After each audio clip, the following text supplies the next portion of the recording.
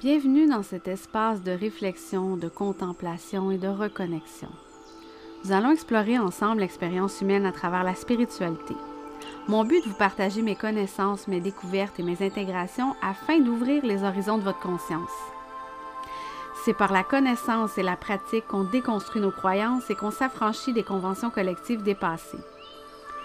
J'ai envie de questionner les structures traditionnelles du patriarcat et de revisiter la sagesse ancestrale oubliée afin d'amener une perspective nouvelle et adaptée à notre réalité d'aujourd'hui pour vivre de manière authentique et souveraine. Je m'appelle Émilie et bienvenue dans le podcast Mystique Rebelle.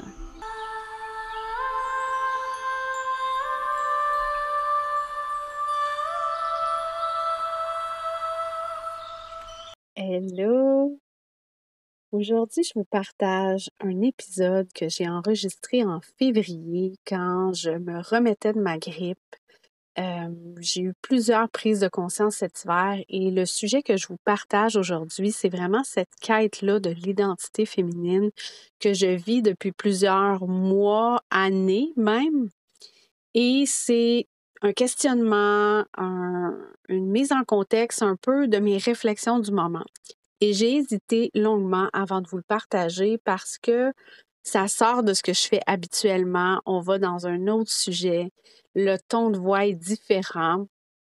Mais aujourd'hui, j'ai vraiment envie qu'on en parle parce que de plus en plus, je pense que cette quête-là est pour toutes les femmes et que tout le monde doit comprendre, savoir, reconnaître, reconnecter à qui elle est.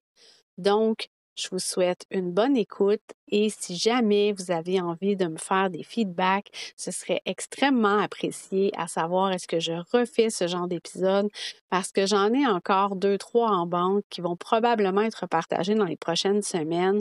Donc, gênez-vous pas à me faire vos commentaires, à me partager vos impressions. Ça me fait toujours plaisir d'échanger avec vous. Sur ce, je vous souhaite une bonne écoute. Est-ce qu'on se connaît vraiment, nous les femmes? Est-ce qu'on connaît vraiment notre histoire? Je me rends compte que depuis très longtemps, des milliers d'années en fait, les hommes disent aux femmes comment vivre. Et les femmes se laissent faire, se laissent aller dans ce jeu-là. En fait, il suffit de regarder l'Église catholique où les prêtres doivent être célibataires et où les femmes ne sont même pas autorisées à célébrer une messe pour savoir que toutes les recommandations sur la féminité qui émanent des hommes doit être pris avec des pincettes. En fait, ce que j'ai trouvé en fouillant, c'est que il y a des milliers d'années, des prêtres masculins exécutaient des cérémonies très élaborées, des cérémonies religieuses pour accéder à l'océan de la femme, à son abondance, créatrice et inspirante. Ces prêtres-là étaient connus pour boire du sang menstruel en croyant qu'il y avait des qualités mystiques qui rehaussaient leur état de conscience et leur permettaient de s'asseoir sur les genoux de notre Mère divine. Et dans cette position-là, leur devoir était de partager cette sagesse-là et les idées qu'ils recevaient avec le grand public afin que tout le monde puisse s'épanouir. Malheureusement, au fil du temps et de la tentation de posséder le pouvoir, c'est devenu ce voyage-là vers une source d'inspiration, vers une richesse de la mer est devenu un moyen de servir les ambitions des prêtres, des dirigeants, alors que les gens du commun étaient induits en erreur, étaient gardés dans le silence, on leur faisait croire qu'il y avait besoin d'un intermédiaire pour accéder à cette sagesse divine-là. Les hommes et les femmes, c'est pas pareil. C'est vrai qu'à l'intérieur de chaque homme se trouve un anima, une contrepartie féminine, puis à l'intérieur de chaque femme, un animus ou un aspect masculin. Mais au-delà de ça, le récipient sacré, le corps physique à travers lequel l'âme s'exprime, il est tout à fait différent d'un sexe à l'autre. Et c'est ça qui me fait comprendre à un niveau très, très intuitif que les hommes et les femmes ont des fonctions diverses. Une femme ne peut pas comprendre un homme à tous les niveaux. Je crois pas que je peux les instruire sur leurs objectifs et leurs processus parce que j'ai aucune idée de ce qu'on ressent quand on a des niveaux de testostérone masculine dans le sang 24 heures sur 24. Pourtant, depuis 2, 3, 4 millénaires, le patriarcat a dominé et a polarisé le monde et les hommes ont cru qu'ils avaient le droit de dire aux femmes comment elles devaient se comporter, comment elles devaient être, comment elles devaient parler. Et les femmes ont simplement accepté cette position-là de faiblesse. Mais contrairement aux hommes, les femmes n'ont pas besoin de s'agenouiller aux pieds de notre Mère divine, aux pieds de Dieu. Au contraire, on devrait se tenir droite et l'honorer en tant qu'exemple vivant de cet archétype féminin-là. Parce que les femmes incarnent physiquement cette puissance divine-là. Nos corps se conforment à son expression. On est douce, on a des courbes, on est voluptueuse. Et comme la terre-mère, on vit des cycles et des saisons. Pas seulement au cours d'une année ou d'une vie, mais à chaque 28 jours. C'est le temps qu'il faut à la Lune pour faire le tour de la Terre. Nous, on donne naissance à la vie, on cultive l'ovule jusqu'à ce qu'il soit mûr, on entretient sa fertilité, puis on le laisse mourir. Cette connexion précieuse à ce cycle de mort-renaissance nous rend des êtres uniques à part entière. Mais pendant des siècles, les femmes ont été empêtrées dans une croyance archaïque et sans doute très patriarcale, selon laquelle le seul but des cycles menstruels est qu'une femme tombe enceinte et assure la survie de l'espèce. Pourtant, si on regarde les chiffres, c'est complètement inexact. En moyenne, une femme a 420 cycles pendant ses années de procréation. Si on considère qu'aujourd'hui, le nombre d'enfants nés d'une femme est très faible, est autour de 1, si c'est juste un aspect de procréation, on a un gaspillage monumental et remarquable dans le monde naturel qui ne fonctionne pas.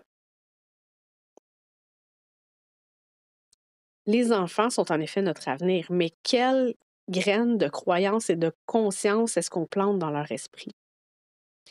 Si le but du cycle d'une femme était de nourrir non seulement sa vie physique, mais aussi les graines d'inspiration qui encouragent la conscience de la famille à s'épanouir.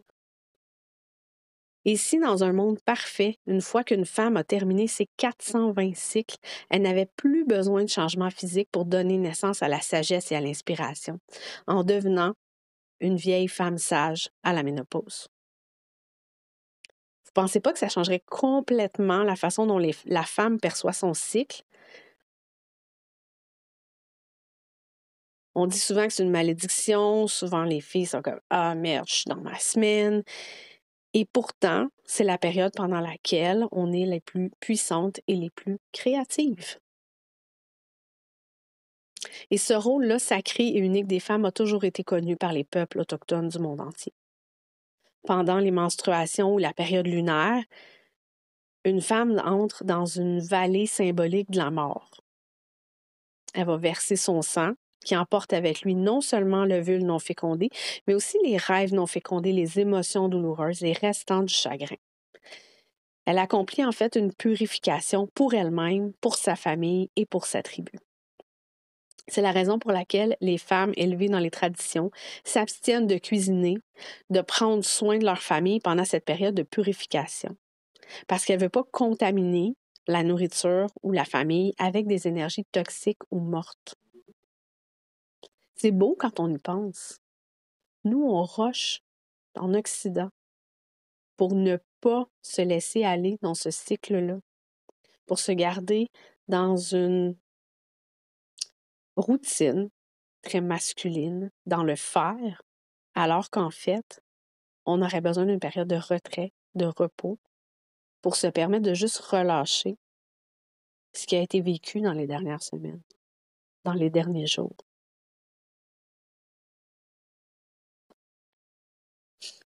Et en même temps, en raison de la capacité de notre corps de faire ce processus de transformation-là, les femmes sont reconnues comme extrêmement puissantes pendant leur période lunaire et s'isolent des autres autant que possible pour ne pas nuire. Certains le voient comme un signe de faiblesse, on envoie les femmes impures plus loin, alors que d'autres le voient comme un signe de puissance. La femme va aller se recueillir dans la plus grande sagesse pour laisser aller, afin de renaître et de revenir encore plus sage. Une fois le nettoyage terminé, la conscience intuitive d'une femme est renforcée. Elle peut alors accéder au royaume des idées créatrices de notre Mère divine, le transmettre à sa famille, à sa tribu, leur amener des nouveaux rêves qu'ils peuvent manifester collectivement.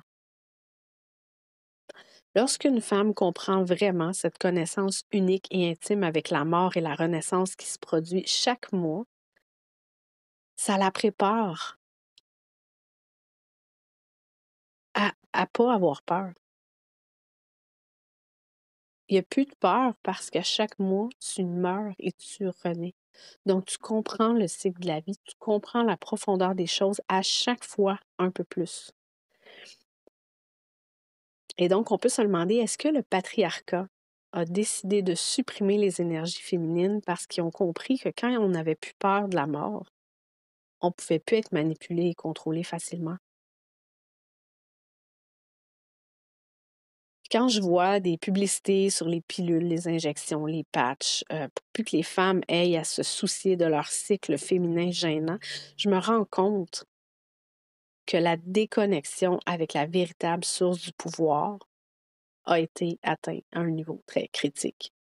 Parce qu'on nie nos cycles lunaires, on nie l'essence même de notre identité féminine. La conversion des femmes en mini-hommes est presque complète. Quand on regarde dans la société, il y a, bon, là ça revient beaucoup, mais en général, lorsqu'on se promène dans un milieu de vie normal, dans les magasins ou dans n'importe quoi, on est comme femme, on se sent mal d'exprimer haut et fort à quel point on est fier d'être une femme, à quel point on est fier de notre cycle, à quel point on est bien comme on est. Et pourtant, il n'y a pas d'avenir pour l'humanité si on exprime tout le monde des qualités masculines, comme la compétitivité, l'indépendance, le raisonnement logique, l'ambition. Sans les qualités puissantes de transformation de la femme, de sensibilité, de créativité, de soutien, de purification, nos esprits, notre environnement vont devenir improductifs et stériles. On a besoin de ce profond désir de connexion à nos corps, à nos esprits. Parce que sinon, on s'en va vers l'extinction de l'espèce. Et oui, je vais jusque-là. On ne voit pas le mur dans lequel on fonce comme société. Historiquement, cette déconnexion-là remonte à près de 4000 ans. Les sociétés antiques, autrefois, étaient égalitaires et vénéraient plusieurs dieux. Les femmes étaient considérées comme sacrées en raison de leur lien avec le divin. La terre-mère était honorée pour sa fertilité abondante et les épisodes cycliques tels que les saisons étaient respectés comme essentiels à l'évolution de la vie. Et il y a des cultures comme ça qui existaient entre 5000 ans jusqu'à autour de 2000 ans avant Jésus-Christ, dans ce qu'on appelait la vieille Europe, ou l'Europe néolithique, où les personnes des deux sexes et de tous les âges étaient traitées avec le même respect. Et ça a commencé peut-être entre 4500 à 2500 ans avant Jésus-Christ. Il y a eu des vagues d'infiltration de personnes qui venaient plus vers la Russie, qui apportaient avec elles une nouvelle attitude guerrière puis des idées plus patriarcales. Eux autres, ils ne croyaient pas en l'égalité, mais plutôt en la stratification, en la hiérarchisation des choses. Puis, ils étaient beaucoup dominés par des divinités masculines dont la majorité vivait très, très haut dans le ciel, loin de nous. Et au fil du temps, un pouvoir et une autorité croissante ont été accordés à ces prêtres-là, considérés comme des intermédiaires entre les divinités puis le peuple. Il était censé promouvoir, représenter la parole et la volonté de Dieu. Puis à partir de 2000 ans avant Jésus-Christ, la diffamation contre tout ce qui était féminin s'est accrue. Que ce soit le culte de la déesse, le respect du corps de la femme ou l'hommage rendu à la terre-mère. On nous dit souvent que cette répression-là était une réponse au pouvoir accordé au matriarcat. On dit souvent avant, les sociétés étaient matriarcales, puis là, c'est comme un retour du balancier, on voulait aller vers le patriarcat. Cependant, la plupart des cultures de la vieille Europe étaient égalitaires. La femme n'était pas mieux que l'homme. Chacun avait sa position, avait son statut, avait ses choses à apporter, avait sa place dans le cycle de la vie. Alors pourquoi le patriarcat a-t-il ressenti le besoin de soumettre le féminin? Est-ce que c'est parce qu'on savait que les femmes possédaient des pouvoirs bien plus puissants que juste la force physique, la richesse financière et les lois créées par l'homme? Une femme est quand même intrépide face à la mort. Elle a une capacité de purifier, de transformer. Elle a le pouvoir de créer la vie, le don d'inspirer, et elle a aussi le pouvoir de l'amour. Et ces qualités-là, ce que je viens de vous nommer, c'est les qualités de notre grande-mère divine, qui avait été vénérée pendant des dizaines de milliers d'années avant les envahisseurs arrivent avec leur message patriarcat. Et le message de la grande-mère divine a toujours été clair. Quand on croit pleinement en son amour pour nous, on célèbre tous les dons qu'elle nous a offerts et on accepte complètement la nécessité des cycles de la vie, qui inclut la mort et la naissance. Et ces concepts-là ne sont pas complètement disparus avec l'apparition du patriarcat, mais ils ont été remaniés et transmis par des enseignants comme Jésus-Christ, qui est un très, très célèbre, qui a également parlé d'amour et de résurrection dans une vie éternelle. Mais ce qui est arrivé, c'est que son message a été transformé, repris, réécrit.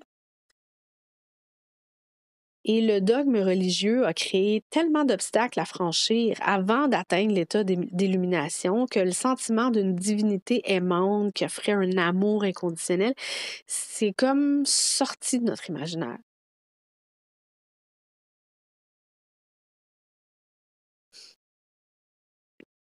Malgré les tentatives courageuses de certaines femmes de conserver notre lien historique et intuitif avec le pouvoir et la compassion de la Terre-Mère, vers 500 ans après Jésus-Christ, les femmes des cultures du monde entier avaient succombé au dogme patriarcal. L'Église a fait un tel travail pour effacer l'histoire, la modeler, qu'on a complètement oublié d'où on venait, qui on est, qu'est-ce qu'on est capable de faire. Au fil des générations, les esprits humains ont été reprogrammés et la nouvelle façon de penser a été absorbée dans l'inconscient profond. Les femmes ont collectivement développé une amnésie quant à ce que ça signifiait d'être une femme sacrée. Au fil du temps, les femmes ont été programmées et modelées pour s'efforcer perpétuellement de satisfaire les besoins des hommes tout en niant leur propre pulsion intérieure et leur guidance féminine. Ce lavage de cerveau-là continue encore aujourd'hui. Les médias regorgent d'images d'une silhouette féminine idéale, une minceur obtenue grâce à des régimes, à de l'exercice, à des comprimés, à des injections et même des retouches. Et si on voulait être un peu réaliste, là, je ne mesurerai jamais 5 pieds 11. Puis je n'aurai jamais une taille 0 non plus. Il est vraiment temps que chaque femme vénère son corps et que toutes les femmes prennent en charge leur propre image de la féminité. Si on regarde là, la Terre-Mère, là, ses contours sont nombreux. Elle a plusieurs formes, il y a plusieurs tailles. Quand on regarde dans l'histoire comment la femme était dessinée sur les cavernes, comment elle était sculptée, il y a énormément de variantes à la silhouette d'une femme. et elles étaient toutes vénérées et reconnues.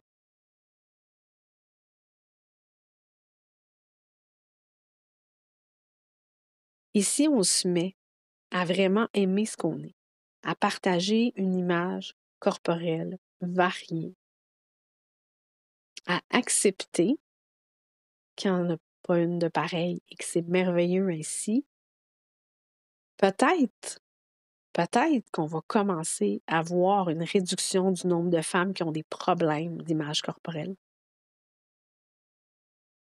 Il y a combien de femmes qui essayent d'être ce qu'elles ne sont pas? Ils recherchent l'approbation de tout le monde en pensant que c'est ces opinions-là qui comptent plus que de s'aimer soi-même.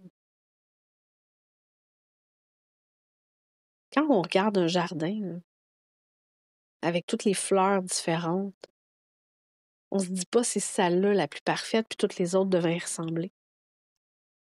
On les trouve toutes magnifiques, on les trouve toutes belles. Ça devrait être pareil pour la femme.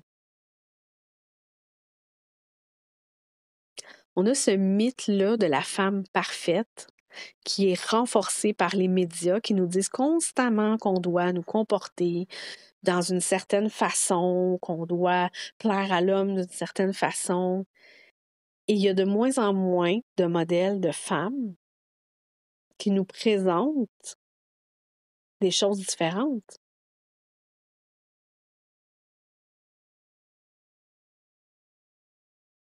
Beaucoup de femmes, comme vous et moi, ont dû abandonner tout le spectre de l'expression féminine pour être traitées comme égales dans un monde d'hommes. Et on ne se rend pas compte que c'est seulement en incarnant toutes ces qualités-là féminines qu'on peut trouver la véritable égalité et le pouvoir. Souvent, je me suis fait regarder parce que j'ai une poitrine. On ne me traitait pas d'égal à égal. C'est sûr que je suis une femme. On sait bien, il te regarde comme ça, c'est parce que il veut quelque chose de plus. On vit dans quel monde pour penser qu'une femme n'a pas le droit d'être elle-même? Où il faut qu'elle cache sa poitrine, ses fesses. Parce que si elle ose les montrer, c'est une plotte. C'est une bitch. Tout ce qu'elle veut, c'est coucher avec tout le monde pour monter plus haut dans la hiérarchie. On a honte de nos corps, puis entre nous, on croit que c'est correct de regarder l'autre fille de travers parce qu'elle est fière de son corps, parce qu'elle est bien comme elle est.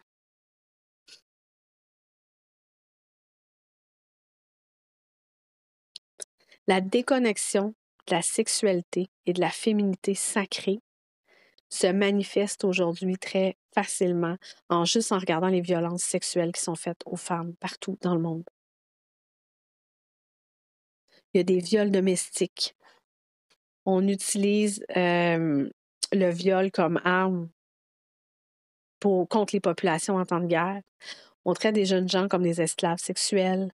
Il y a des mutilations génitales féminines qui sont encore faites dans le monde. Il y a des meurtres pour des motifs d'honneur, du harcèlement sexuel de toutes sortes. Et on se croit dans un monde civilisé.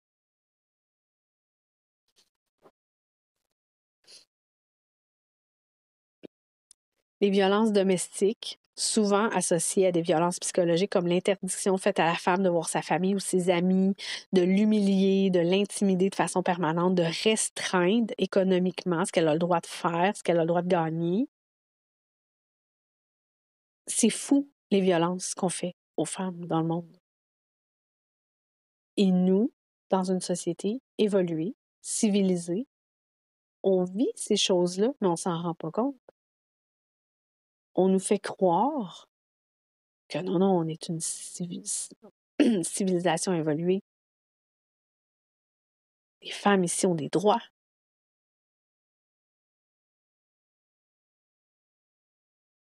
Mais on reste avec cette idée que l'homme a le droit de punir sa femme.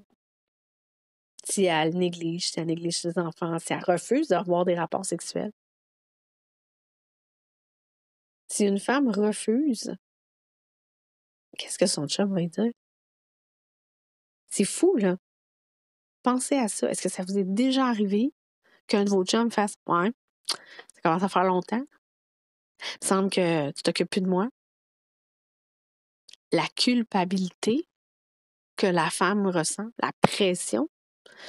Puis si au contraire, c'est elle qui fait souvent des avances à son chum, des fois, elle va comme faire « Ouais, là, coudonc, t'es-tu une infomane? » Tu sais. Il n'y a pas de juste milieu. On juge la femme, peu importe ce qu'elle fait.